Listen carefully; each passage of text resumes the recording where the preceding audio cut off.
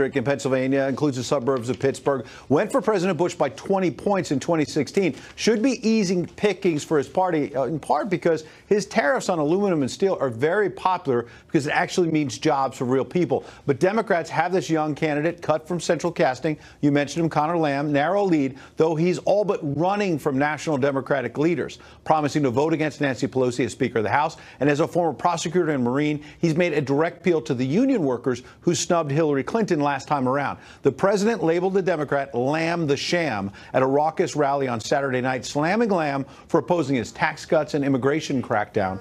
But folks I've spoken to at the White House are very nervous about their candidate, Rick Saccone, who struggled to raise money and has struggled to rally the base. In the final hours, Saccone also brought in Donald Trump Jr., borrowed the family playbook, vowing to drain the swamp and charging the president's opponents hate the president, America, and yes, even God.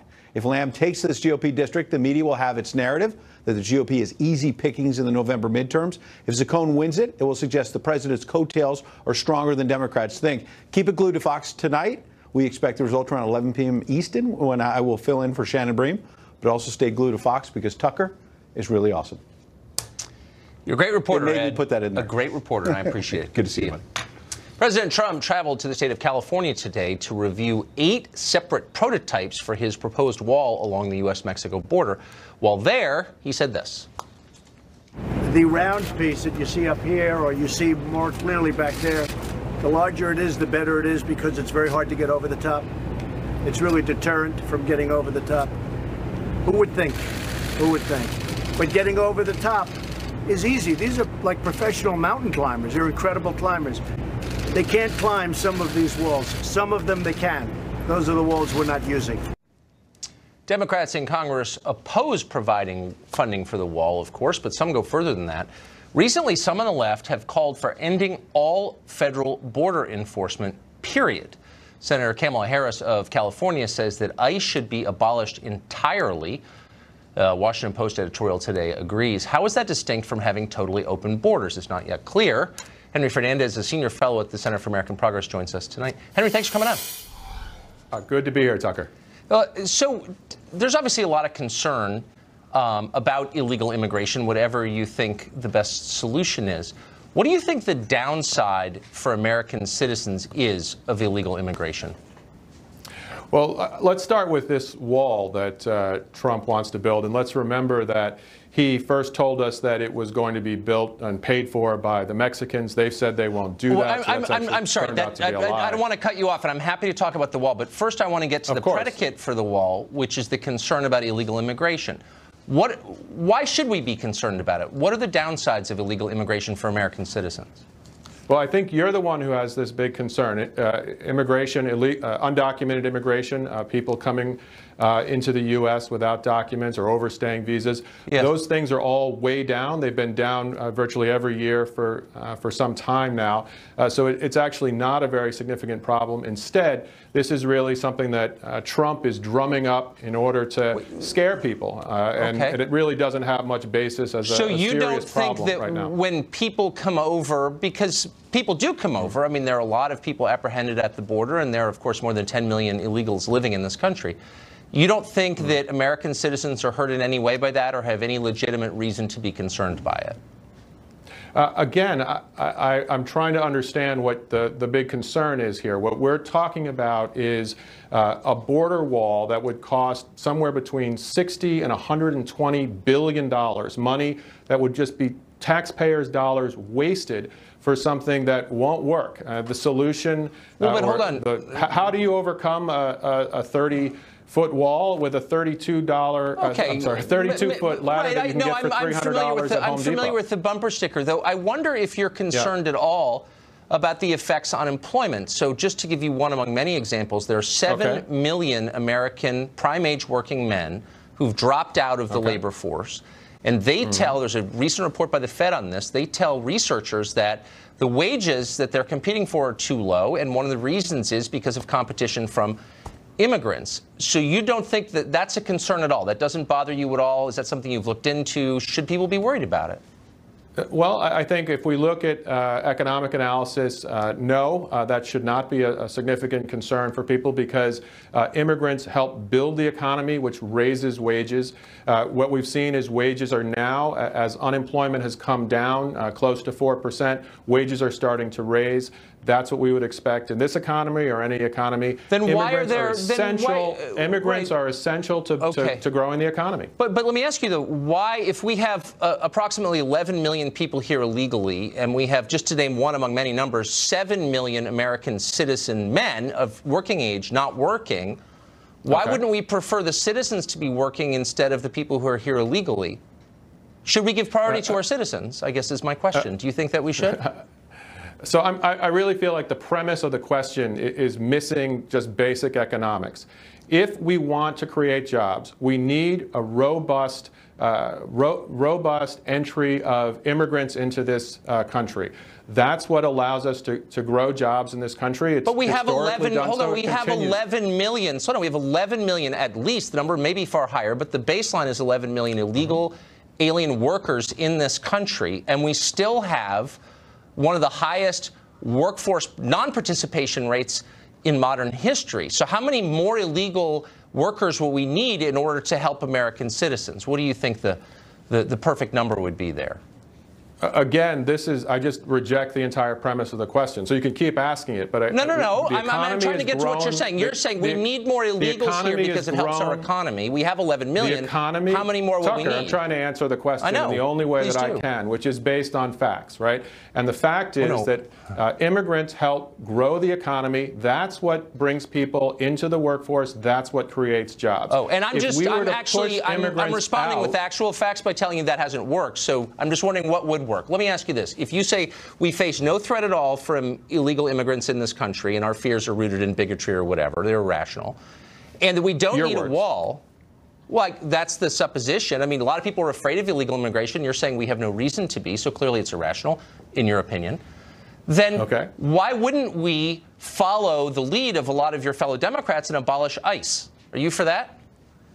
Well, certainly if we look at the fact that we haven't had ICE, we didn't have ICE prior to 9/11, right? So we've certainly been able to do the same thing. We've been able to do, well, no, right? It wasn't part of this super agency at DHS, which creates what we've seen in the transition to ICE is a real cowboy behavior, this sense of people acting on their own outside of constitutional requirements. So I can see absolutely why Senator Harris would raise such a concern. So do you think it's a legitimate thing to say, let's abolish ICE? I mean, yes or no? Pretty simple question. You think it is? I think I answered it. I said I think Kamala Harris raised very serious issues, and I think they should seriously be considered. I think that's good. I mean, I just want to make sure. Look, I don't want to misquote you, and I think our viewers and the country should know what the position is of the progressive left on ICE, and you just explained it, and I appreciate that. Henry, thank you. Okay. Thank you, Tucker. A video going viral on the left shows a mother being arrested by ICE, those cowboys you just heard of.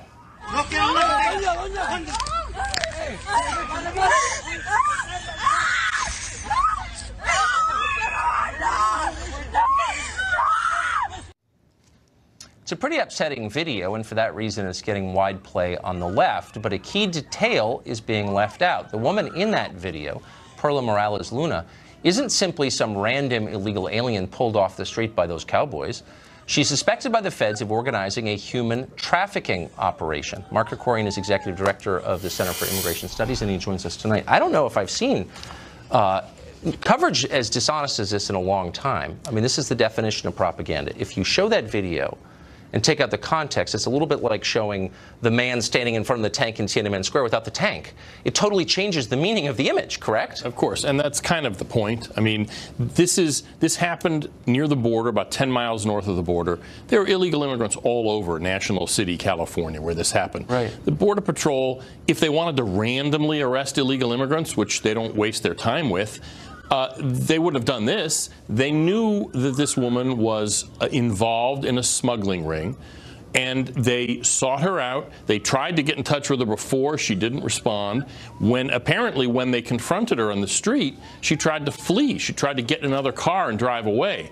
So that, and she's resisting arrest, as you can see here. So, the Border Patrol did its job here. Yes, it's an upsetting video because everybody's yelling and screaming, but, this woman put herself in this situation by working with these criminal smuggling rings. Well, apparently, I don't think that the case has reached its conclusion, but I guess the point would be there was a reason for this. She wasn't just some hapless victim on the street. So you just heard, I believe, the head of immigration studies at the largest progressive think tank, the Center for American Studies, say that progress, that we ought to seriously entertain getting rid of ICE. This is a new talking point on the left. What would happen if we did that? What would happen? Who would be enforcing the immigration laws? I mean, that's the real question here, because the Border Patrol does its job well, and they'll probably call for getting rid of the Border Patrol next, but the Border Patrol does a good job at and near the border. But most immigration enforcement happens inside the country. Who does that? ICE does that. So what they're saying is that, in effect, once you get past the Border Patrol, you should be home free. And this isn't some new thing. I mean, this is essentially what Hillary Clinton and Bernie Sanders said during the campaign, that any illegal immigrant who gets into the United States, who doesn't actually kill somebody, isn't convicted of a violent felony, that's the way she put it, should be allowed to stay. So this really is not some kind of offbeat outlier opinion. This has become the position of the standard position of the left, and it really shows how radicalized the Democratic Party has become. Does the public support that? Is there broad support for eliminating all border security? Of course not. I mean, obviously not. And this is why, in some sense, Republicans should encourage Democrats to run on this platform of abolishing ICE. Because they're not very smart and they seek their own demise, they won't run on this, will they? Some of them might, but generally speaking, no. I mean, there's a reason the Democrats are the evil party and the Republicans are the stupid party, that they wouldn't take advantage of this. And it's not even as though they would need to exaggerate or use hyperbole. They really just need to let the progressives say I agree. what they actually think. If I'm getting rid of the military, I'm taking an affirmative position in favor of our enemies. How is this different? I mean, I don't think it is. Well, they don't believe in borders or immigration. Well, I'm glad they're saying it, by the way. I'm serious. I agree. I think it's worth it, always, to be honest. Thank you, Mark. I appreciate that. Secretary of State Rex Tillerson has become the latest departure from the Trump administration. What does it mean going forward? Does it have meaning? Britt Hume is next.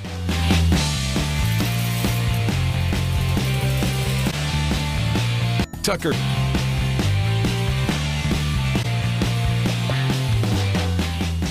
I made a mistake in the last segment, and I want to correct it immediately. Senator Kamala Harris of California did not call for ending ICE. Actually, she mounted kind of a defense of ICE as a former prosecutor, and good for her. Others on the left have called for it, but we shouldn't have said that she has.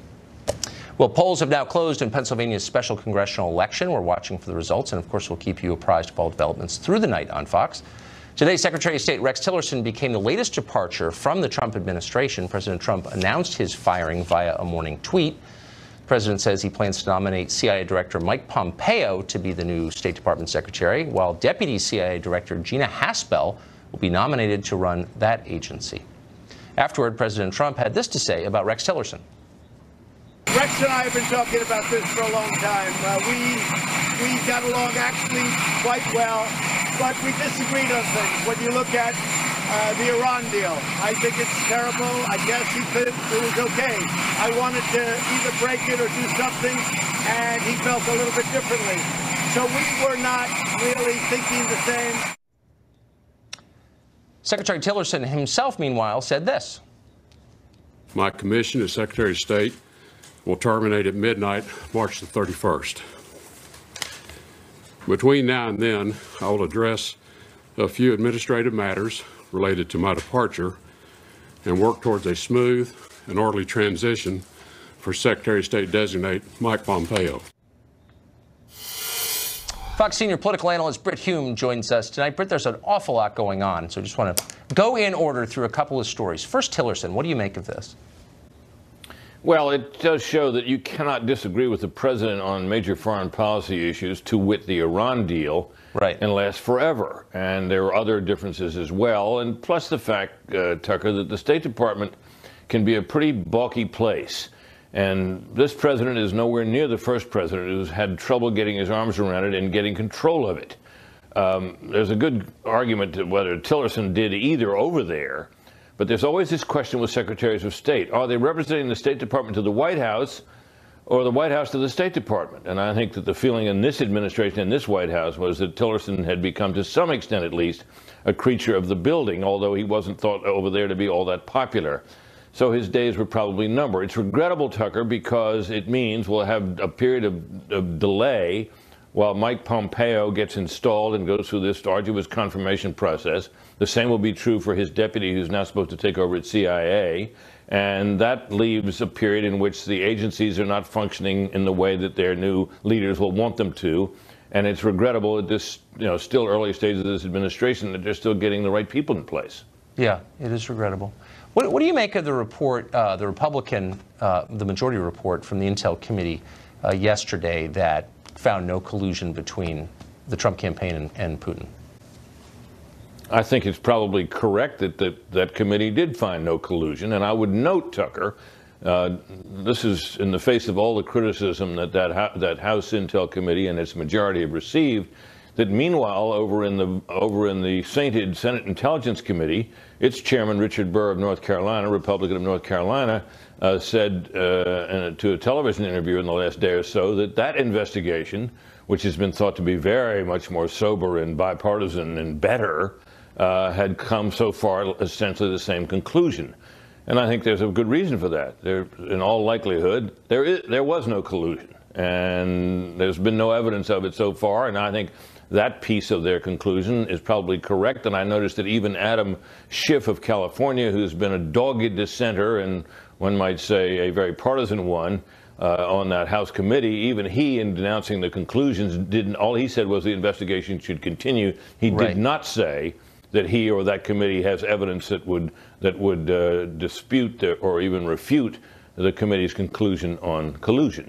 That's a good point. He called it a tragic milestone, but didn't explain why. And finally, the special election in Pennsylvania tonight, a district outside Pittsburgh. The president won by 20 points. Seems very tight tonight. What does this mean? Are we inflating its meaning, undervaluing it? What do you think? Well, it's such an odd election, Tucker, that I would hesitate to draw major conclusions from it. Certainly, the closeness of the race is a sign of the force of the protest vote that will come out to vote for the Democrat because of Mr. Trump. I don't think there's much question about that. In addition, they have this young and rather attractive candidate on the Democratic side and a somewhat dowdy character on the Republican side. And this is also conducted to some extent in the shadow of the departure of the previous Republican incumbent, who left amid a sex scandal. Yes. That always casts a pall over his party's nominee in a special election of this kind. But bear in mind that this is an election to fill a seat between now and basically next November, in which there'll be a whole new district because of redistricting, and this district will go away. So legislatively, it's pretty insignificant, but it will be seen as a bellwether on both sides, depending on who wins. No doubt about it. It's interesting that the Democrat is running away from the gun issue, which I think a lot of Democrats think is a winner for them, but not this one, apparently. Oh yeah, he certainly is, and and he's saying he won't back Nancy Pelosi for Speaker. He's trying to convince the people in that district. While it's a majority Democratic district, it's been hospitable to Republicans for a long time now, and it's certainly been considered a safe red district. He hasn't run away from the party on everything. I gather he did not support the tax cut, which I think the benefits of which may be starting to be felt in that district. So we'll see what effect that has. But there's a lot of cross currents here, Tucker. It's an unusual race. Britt Hume, the voice of reason in a turbulent world. Thank you, Britt. Thanks, Tucker. Hillary Clinton touring India and revealing a lot about what she thinks about you. Her pretty astonishing remarks next.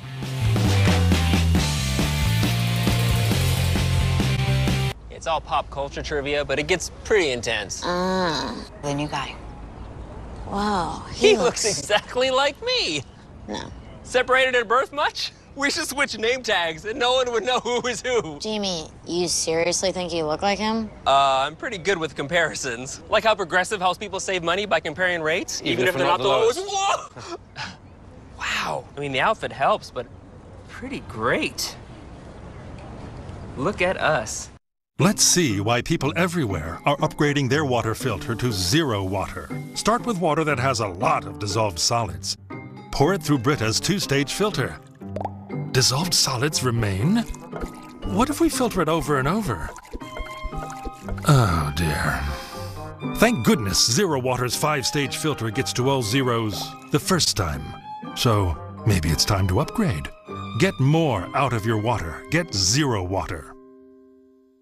I was up and down with my weight my entire life. When diets don't work, it's easy to quit. From a top diet 8 years straight comes the new Rapid Results. If you see immediate results, you stick with it. Lose up to 16 pounds in just 4 weeks. With one-on-one support, you'll see change fast. Eat 6 times a day. The secret is what you eat and when. Start Rapid Results to lose 16 pounds for $16 plus the cost of food and get $100 in free food.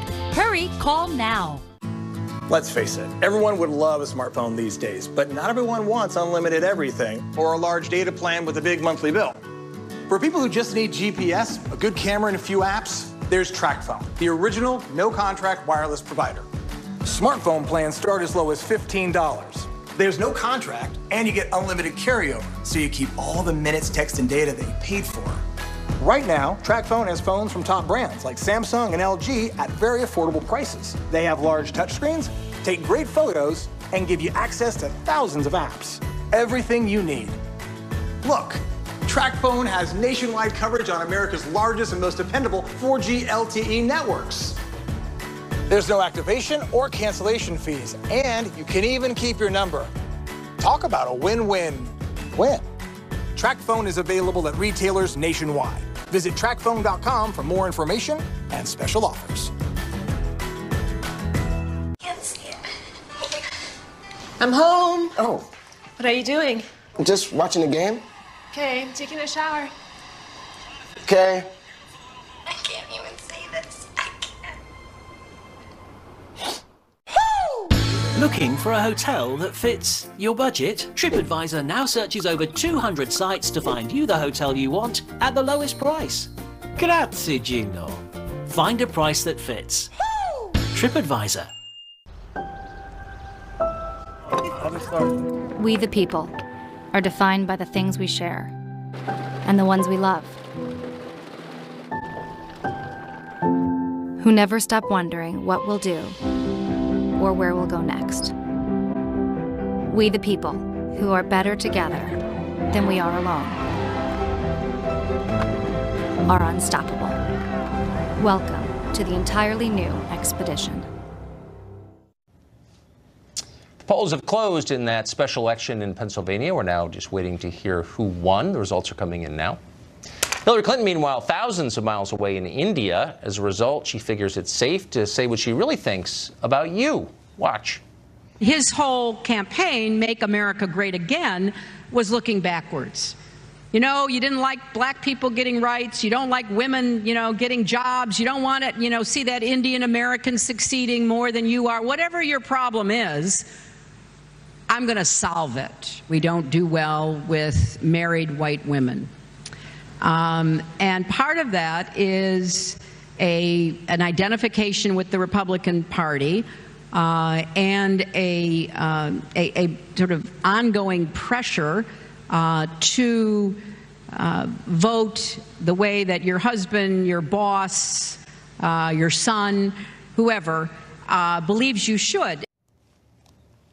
Well, notice who Hillary Clinton did not blame for her loss. Herself, or her ideas, or anything she's ever said or done. But it is a mistake, though, to make this about Hillary Clinton. She's a figure of the past, but her ideas are very much a feature of the present. The clip you just heard precisely sums up the view of the left in America right now. A bigoted middle class is holding back progress. They believe that. To the Democratic Party, voters in the middle of the country don't have legitimate views or aspirations. They have only ugly gut reactions. They're racists and dumb people. White women, as Hillary Clinton said. They can't think for themselves. They're puppets of their husbands and sons. Worst of all, they're attached to those stubborn little cells of independence called families. And nothing stands in the way of power like families, so they must be smashed. That's the message. Hillary may be washed up, but she understands perfectly well what the goals are. Julie Alvin is lifestyle director at the Meredith Corporation. She joins us tonight. Julie, thanks for coming on. Thanks for having me. So I don't want to beat up on Hillary Clinton, and I mean that, actually. I thought that's why you bring me on. No, I'm actually sincere. I feel, look, she lost. I always feel sorry for the loser. I think she's become less popular among Democrats. She's humiliating herself. So I don't want to pound on her, but I do want to talk about the ideas. I'm really struck because I think she's the perfect sort of embodiment of an attitude that pervades the Democratic Party right now, which is, we lost and it's your fault. You're bigots. You're standing in the way of progress, America. And I think that's what do you think of that attitude? It's everywhere. I don't think it's a fair attitude. I think one valid point that a lot of people make when talking about a lot of the statements that Hillary Clinton makes is that she doesn't necessarily talk about the tactical errors that her team made as far as campaigning, as far as appealing to the middle of the country. So, while I certainly am personally against the administration that's currently in office and a lot of the things that I believe that they stand for, right. I think that the Democrats also need to account for the errors that they made during the 2016 election. I don't know, though, because I hear that a lot. I know all the people who worked, the top people on the Hillary campaign. They're really smart. They're all smarter than I am. They had $1 billion. There wasn't really a lot of tactical thinking that they didn't, that they weren't aware of. Like, they did the tactics right. I don't know. I don't know that they did. I mean, I'm not here to necessarily argue about the problems with the Democratic Party, but I don't think they necessarily did. Could the problem have been that they didn't understand that the middle class of the country was dying in absolute terms and felt hated and dismissed by them? That maybe was the problem, don't you think? Well, I think when I talk about a tactical issue, I think that not appealing to that middle part of the country, not understanding how to deliver the economic messaging that would really resonate with those people, I think that was a tactical error, yes. I would say it's a thematic error. It's kind of a deep error. What do you think of Hillary's line? And again, I'm not beating up on her, but I think this kind of gets to one of the core contradictions in modern feminism. That white women, as she said with disdain, voted for Trump because they were pressured by their husbands and sons.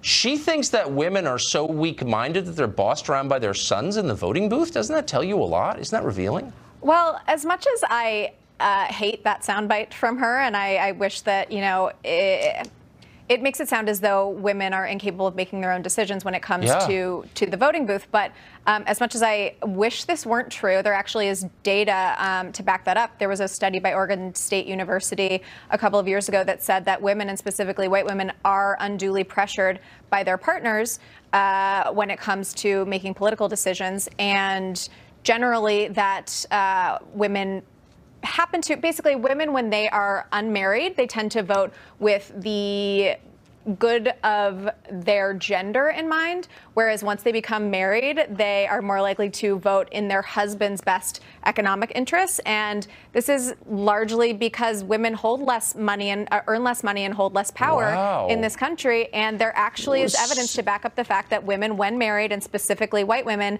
tend to vote with their husband's economic interest in mind, and that is perceived to be, for white women at least, voting Republican. I wonder, so if you have a group of people, married white people, and you spend like a huge amount of time attacking them on the basis of their race and their marital status, as the Democratic Party and its surrogates do constantly. They attack married people? Well, sure. Well, of course, because that's not their constituency. I mean, their policies are aimed at the unmarried because married people don't vote for them. And, of course, they attack people explicitly. I think that's vastly untrue. Last week, Chuck Schumer said he wasn't going to support a federal judicial nominee because he was white. And I just wonder, like, what do you think the net effect of that is? Is that good for the country for politicians to say that kind of thing out loud? Well, I think that you're mischaracterizing the fact that that Democrats are not trying to appeal to married people. That's a huge swath of the population. I think that they're trying to appeal to a specific ideology, and that is an ideology that is adopted by both married and unmarried people. Well, I like married women, and I think I have a higher opinion of women than you do, and I'm not a feminist. I mean, I think they kind of vote the way they want to vote. That's the ones I know do. I mean, I think that is by and large true, and I think that some of the things that Hillary Clinton said oversimplified it in that particular instance. But there is a little bit of data, unfortunately, and I wish it were not the case to back up what she said there. You're a brave woman to say that on TV. Julie, thank you. Good to see you. You too. A handful of powerful and omnipresent tech companies don't simply dominate the marketplace, they increasingly control our daily lives and what we think and what we're capable of thinking.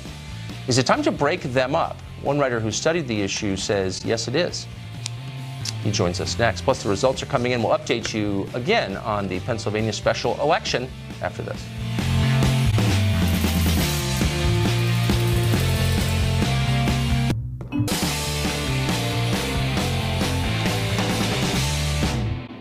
If you grew up in this country, you heard the stories of the old robber barons from the 19th century who crushed the aspirations of ordinary people. Rockefeller, Standard Oil, Carnegie, U.S. Steel, all the rest of them.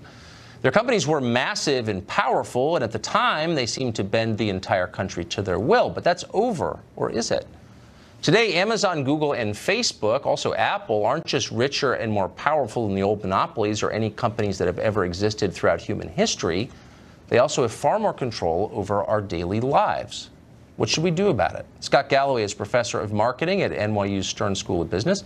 He just wrote a great piece for Esquire calling for the breakup of the tech titans' biggest companies. Scott Galloway joins us tonight. Scott, thanks for coming on.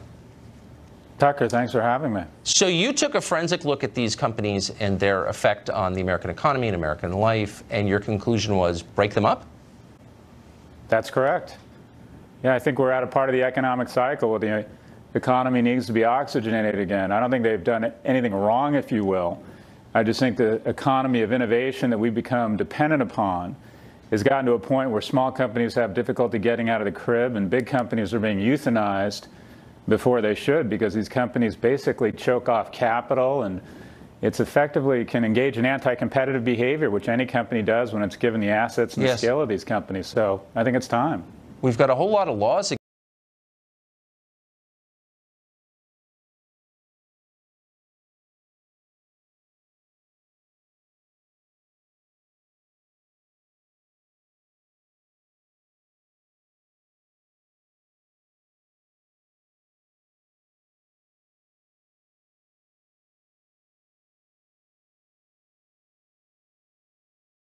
Dollar volume is bigger than the entire advertising market of any nation, and with the exception of the U.S., and it'll probably blow by the ad market of the U.S. just in 2 years. Basically because current antitrust law is based on the premise that if it's good for the consumer, then it's good for society, and that's what we're wrestling with right now, because most people would have a difficult time arguing that Google isn't good for the consumer. The problem is we don't know what we don't know, and that is we don't know what companies would have emerged if we didn't have a duopoly where 2/3 of all digital spend go to Facebook or Google, and that's 104% of all growth. So if you work in digital marketing and you don't work for one of the two, you join magazines and newspapers, and that you're in a business that's in structural decline. So that essentially means that between Facebook and Google, all digital news is really controlled. The purse strings are controlled by two companies. I mean, that's not a threatening concentration of power? I believe it is a threatening concentration of power. I believe that if Fox or News Corp had been weaponized by an intelligence arm of the Russian government, they would have incurred huge fines and advertisers would have abandoned the network. But in the case of Facebook, you have two companies that control almost all traffic and all e-commerce and your presence on the web. So if it's not a monopoly, it's a monopsony, and advertisers have no choice. So there is too much power in the hands of these companies. I don't think they're evil. I don't think they've done anything wrong. I think they do what companies are supposed to do. They're growing their earnings. But I think at some point referees need to step in, throw a yellow flag. And I believe these companies would be better for the economy, broader tax base, more jobs, maybe fewer billionaires but more millionaires if there were 11 or 12 companies instead of the 4 we're discussing here today. Yeah. I don't think there's a serious conversation about that on Capitol Hill right now, but I hope you spark one. Scott, thank you for that. I appreciate that, Tucker. Thanks. Well, the UK is welcoming home ISIS fighters, literally people who fought for ISIS, but the UK will not let conservatives visit the country. They're turned away at the airport. Not making that up. We'll be right back.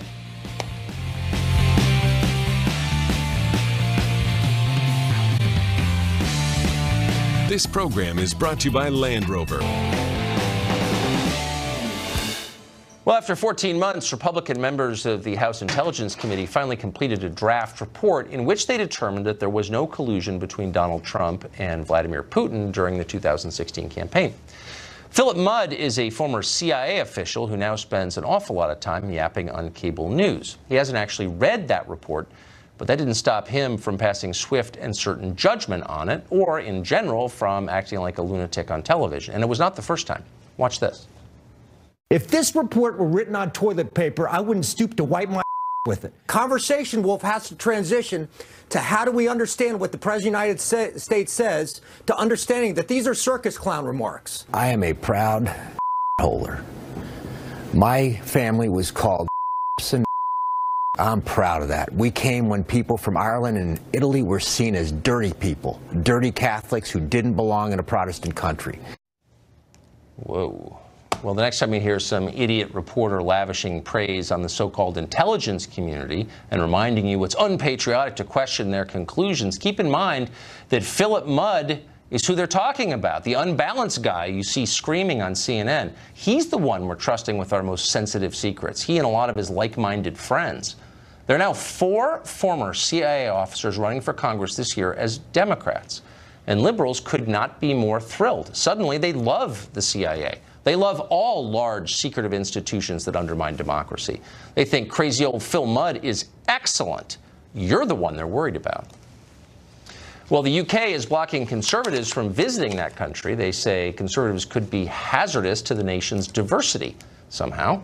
This past weekend, American YouTube personality Brittany Pettibone and her Austrian boyfriend were barred from entering the UK because they planned to interview Tommy Robinson, an outspoken critic of Islam. Then on Monday, British police halted a visit by Canadian journalist Lauren Southern on the ground she was, quote, a radical Christian and therefore possibly a terrorist. Meanwhile, radical Muslims, more than 400 former ISIS fighters, are believed to have re-entered Britain without any problem at all. Indeed, they were welcomed. Huh? Katie Hopkins is a columnist with The Rebel. She wrote the book Rude, and she joins us now. Katie, it's great to see you. I mean, only a country that really hates itself, its heritage, its own people, would act like this. It's absolute madness, Tucker. I can't even tell you. For the regular British man or woman in the street, they're just shaking their heads and going, what has this country come to? We're welcoming back the mad mullahs. We're welcoming back the jihadis after they've done their jihad in Iraq or Syria. And by the way, they're not that good at jihad. You know, so you're supposed to blow yourself up if you come back. You probably weren't that great at jihad in the first place. Point. But we are turning away conservatives who just want to stand up for being Christian conservatives. And our Home Office here has sided with the Islamists of Luton. We seem to have some new blasphemy laws here in the UK that we didn't really know about, but are certainly being enforced. Blasphemy laws that are applied to Christians, but not to Muslims. So what undergirds this? So of course, for centuries, Britain sent forth Anglican missionaries to spread Christianity around the world. And by the way, they did. And now they would not let those same people in their own country in favor of ISIS members. What animates this? Why the change? Why do they feel this way? There's this pervasive thought that's spread amongst liberals. It's amongst the Labour Party, the Democrats, if you will, and the Conservatives. We have a Conservative government in power. You wouldn't believe it. It seems to be that being white is considered wrong. Being Christian is considered wrong. Trump is wrong. And then there's a list of right answers. To be Islamic is right. To welcome back jihadis is right. We shouldn't prosecute them. We should embrace them. And it's really getting to a point here in the UK where, we're up there on the endangered species list. To be a white Christian conservative woman like myself, I'm right up there on the endangered, animals list, up there with the black rhino. And the black rhino has got an advantage because he's black. So, the UK is a democracy, purportedly. You voted for Brexit. You still get to vote there for the time being. The majority of your population, I would bet you my car, does not agree with the policies I just described. Why are they putting up with them? there's this kind of sense right now, this place, this country has never been this tense. It feels like a pressure cooker, you know, and someone's screwing down the lid, and there's going to be a tipping point. And that feeling of just people going to be rising up to say, right, no more of this. We will not be silenced anymore. And the thing is, people hold on to certain voices. There's a lot of support for these YouTubers that you spoke of that were banned. Yes. And when you start silencing the people that were even, you know, finally speaking out for us, people like myself, in fact, I'm surprised I'm still here. I'm surprised I haven't been deported. You know, them people, there will come a point where enough is enough. And I think there will be some kind of uprising, because watching Conservatives being detained for 2 days, being charged with kind of, or detained on terror, suspicion of terror offences, when they're just young Conservatives with a passion for their culture and a passion for their country, it really is such a disappointing time for the UK. Yeah. And I do think there needs to be much more of an attitude where we stop tiptoeing around the cultures that choose to come and join us and start defending the culture they have chosen to join. It used to be kind of a free country. That's authoritarian, what you're describing. And I'm sorry. Katie, thank you for coming on and telling us about that. It sounded familiar. Votes are coming in tonight from the special election in Pennsylvania. Polls closed 51 minutes ago. We will discuss the results and their implications with Brett Baer, who joins us next.